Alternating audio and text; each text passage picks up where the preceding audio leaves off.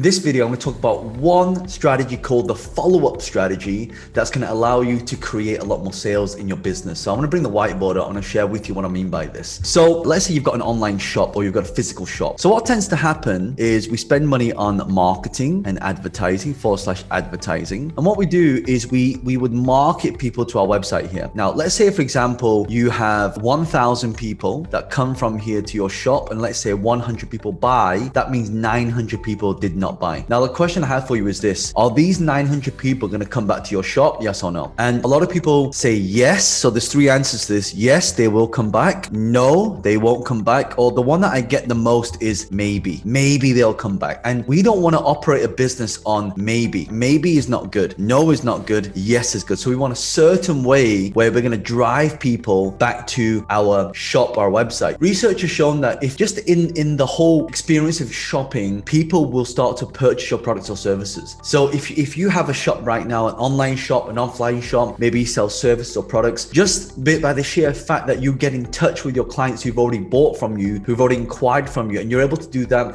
on a consistent basis, it takes 7 to 11 attempts before someone actually buys your product and service. Did you know that? In fact, it's even longer than that now, because people's attentions are grabbed by so many different things. There's so many distractions in people's lives. They've got, their family, they've got the job, they've got the life, they've got the whole craziness that's happening right now. They've got social media, they've got TV, there's so many different channels now. You got Apple TV, Disney Plus, all these things that are coming out that's basically pulling people's attention. What we need to do is we need to find a way to be able to contact people on a consistent basis without having to hope that they come back. We want to re-invite them back. And I'll tell you a quick story. So a lot of the times when you go out shopping and you have no intention of buying, and tell me if you've done this, how many of you have actually gone out, you said you're not going to buy anything, you come home with bags of shopping? Type in yes or give me a thumbs up if and I know you're watching this on a video. I'm trying to interact with you like it's a live audience, but most of you probably have. And so here's the key. I find that for most people, when you are just in that experience of shopping, you end up buying things just because you're in the environment, right? I remember buying a car for my wife's birthday. And whilst I was there, I thought there was another car and I didn't even need that car. And I ended up buying that car just because I was in the space. And that's why one of my friends, he works for a Lamborghini garage. And he says that most of the cars that come in for a service, when people come and pick the cars up, they end up shopping for a new car, right? That's when a lot of the sales happen. So just by them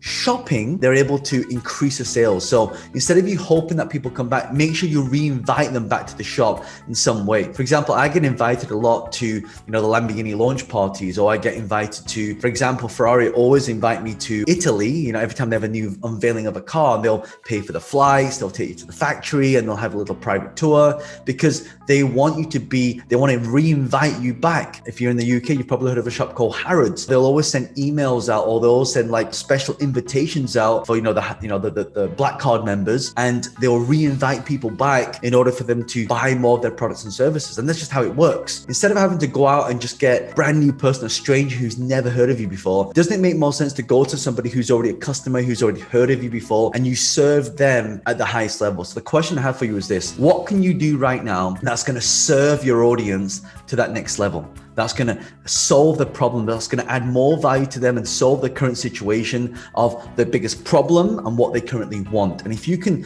bridge that gap by re-inviting people back and to solve that issue, then your business will just make more. So really hope you got a lot of value from this, and make sure, if you've never heard of me before, just go to Google, type in John Lee Forbes, and you can kind of give a little background on me as well. But other than that, I look forward to seeing you in the next session. I really hope you got a lot of value from this. This is John Lee, the author of Business Hack.